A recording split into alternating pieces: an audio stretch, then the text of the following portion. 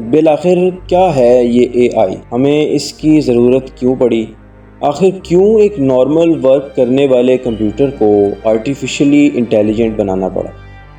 یہ آئیڈیا کب، کہاں اور کس نے دیا؟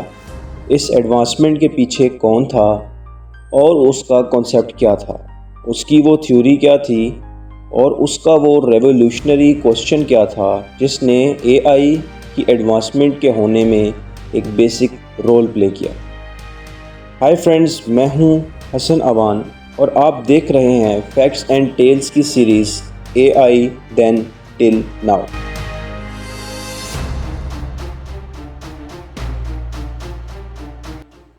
فرینڈز، یہ بات ہے ایئر 1950 کی، یعنی وہ ایرا جو ڈیجیٹل ورلڈ آف کمپیوٹنگ کا انیشیل ایرا تھا۔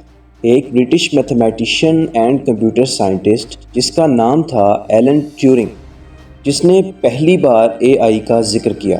ایلن کا ایسا ماننا تھا کہ کمپیوٹر نہ صرف انسٹرکشن کو فالو کر سکتا ہے بلکہ خود سے سوچ بھی سکتا ہے۔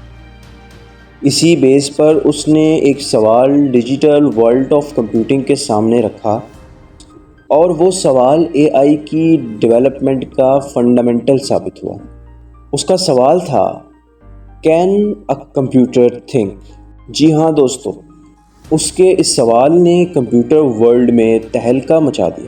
بہت سے کمپیوٹر ایکسپرٹس، پروگرامرز، ریسرچرز اس بات سے چکرا گئے۔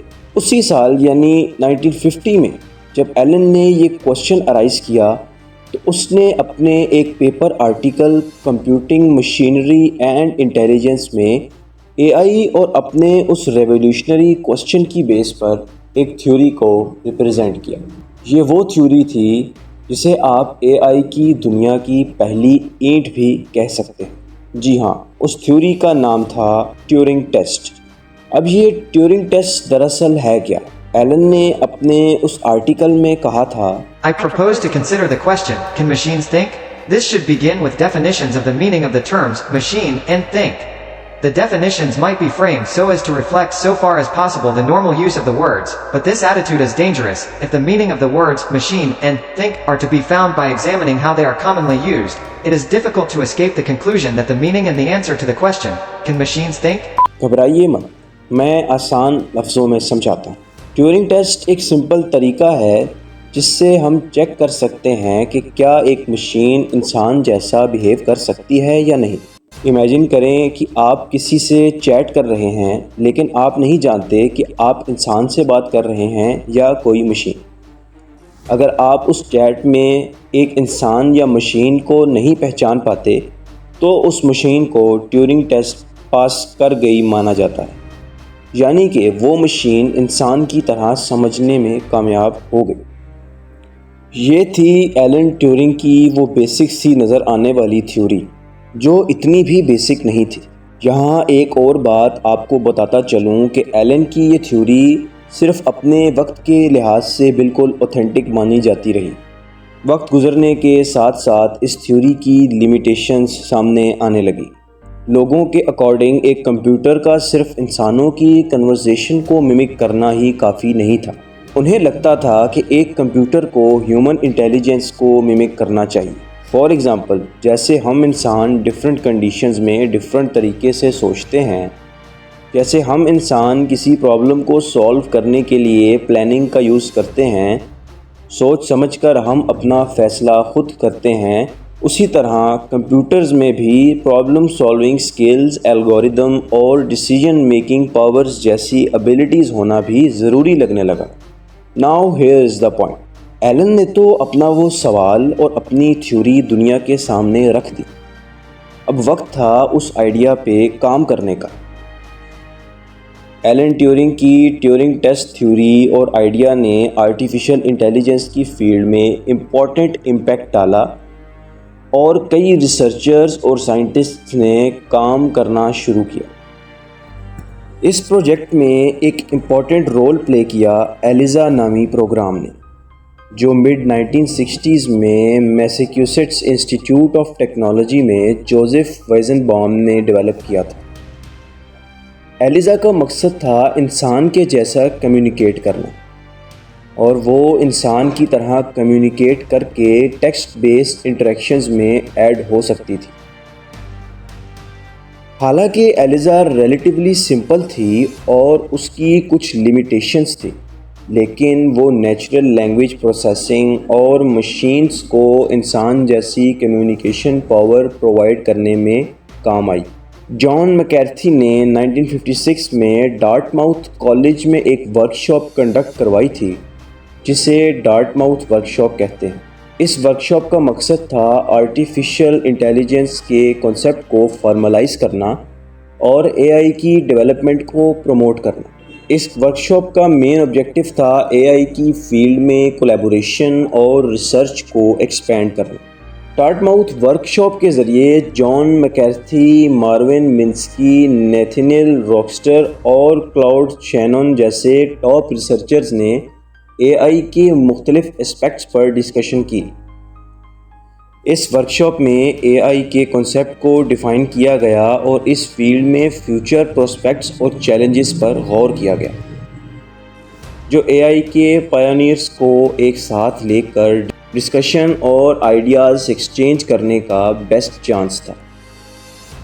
یہاں پر ریسرچرز نے اے آئی کے لیے ایک روڈ میپ تیار کیا تھا۔ اس ورکشاپ کا اثر اے آئی کی ڈیولپمنٹ اور ریسرچ پر ہوا اور یہ اے آئی کا انیشیل سٹیج مائل سٹون بنا۔